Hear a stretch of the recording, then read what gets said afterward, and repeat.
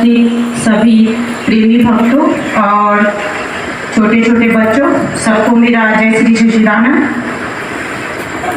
आज देखिए, आज हमारे लिए बहुत ही हर्ष का विषय है कि आज हमारे घर की जो गुड़िया रानी आज उसका जन्मदिन है। परंतु इससे भी ऊपर उठकर अगर हम लोग देखें तो हमें ये कहना होगा कि आज चारों तरफ अगर हम देखें तो चारों ओर त्रासदी मची हुई है। हमारा जो माहौल है ये एक मतलब बहुत हम लोग चारों तरफ से एक संकट से हमेशा घिरे हुए रहते हैं। जब से देखिए हमारे देश में कोरोना आया, उस टाइम भी देखिए हम लोगों के जो अज्ञानी जो प्रेमी हैं उनके अंदर कितनी मतलब जीवन को लेकर कितनी विडंबनाएं चल रही थी। परंतु हम लोग जो गुरु महाराज जी के भक्त हैं, हम लोगों ने क्या किया, हम लोगों को ऐसा लगा कि हमें कितना आराम करने का और कितना सुमिरन करने का मौका मिल गया। हम लोग अपने घर में बैठकर निरंतर गुरु महाराज जी का ध्यान सुमिरन करते थे।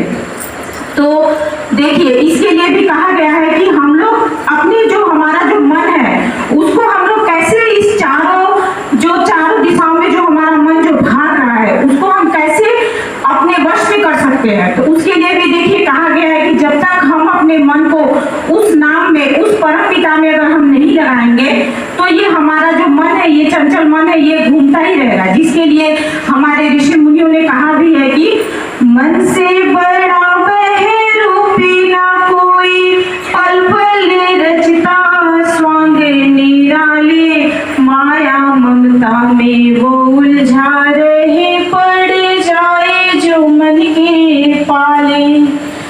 मन के बहकावे में नाम राह भुलाए, भ्रम में डाले, तू इस मन का दास न बन, इस मन को अपना दास बना ले। तो देखिए, अगर हम कहें तो ये जो हमारा मन है, ये मन ही हमारे सारे दुख का भी कारण है और ये हमारे लिए सुख का भी कारण है। तो दुख का कारण वो किस वजह से है? अगर हम इस सांसारिक और भौतिक वस्तुओं की प्राप्ति में अपने आप को लगा देंगे तो हमारा मन हमें दुखी कर देगा। और अगर उसी मन को हम अपने वश में करके उस परम पिता परमात्मा के उस नाम में लगा देंगे तो हमें हमेशा ये हमें अनुभव होगा कि जो हमने अपने आप को क्या किया, एक संतुष्ट कर लिया। तो जब तक हमारे अंदर संतुष्टि नहीं होगी, जब तक अगर हम अपने आप को संतुष्ट नहीं समझेंगे कि हम परिपूर्ण हैं, तब तक हमारा मन दुखों में ही घूमता रहेगा। उसके लिए देखिए गुरु महाराज जी ने हमें एक सूक्ष्म नाम दिया है, जिसके लिए कहा भी गया है कि छोटा सा एक नाम राम का अमर पूरी पहुंचाए। तो सोचने वाली बात यह है कि ये छोटा सा जो नाम है, उस नाम को हमें जानना है। और उस नाम को हम कहाँ जाके जान सकते हैं? तो उस नाम को हम अपने गुरु महाराज जी से, जो अभी जो समय के जो सच्चे जो सदगुरु हैं, उनके शरण में जाके हम जान सकते हैं।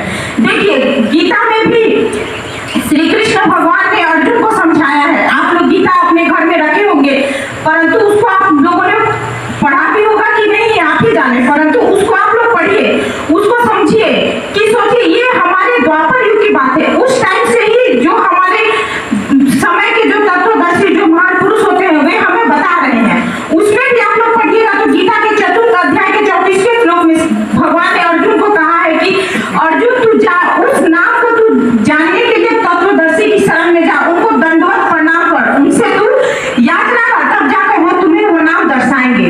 तो सोचिए, उस टाइम में भी भगवान ने जब अर्जुन को कहा कि तू उस नाम को जानने के लिए तत्वदर्शी की शरण में जा, तो हमें भी तो सोचना चाहिए। ये कभी भी जो हमारी जो धरती है, ये कभी भी ऋषि मुनियों से, सदगुरु से कभी भी ये खाली नहीं रही है। ये हमेशा उससे परिपूर्ण रही है। हमारी धरती बिना सदगुरु के टिक ही नहीं सकती। बिना नाम के हमारा ये जो धरती है ये कभी भी रुक नहीं सकती। तो उस नाम को जानने के लिए तत्वदर्शी की शरण में जा। तो आप सोचिए, क्या उस टाइम में वो नाम था और वो नाम जनाने वाले क्या सदगुरु अभी नहीं है? तो हमें अभी भी उस नाम को हम जान सकते हैं। और उस नाम को जानने के लिए जो हमारे गुरु महाराज जी आए हुए, सोचिए, ये हमें सच्चा नाम हमें दर्शा रहे। कितनी हमारे लिए सुलभता की बात है कि हम उस नाम को जान सकते हैं। उस नाम के लिए कहा गया है कि छोटा सा एक नाम राम का अमर पूरी पहुंचाए, जिसको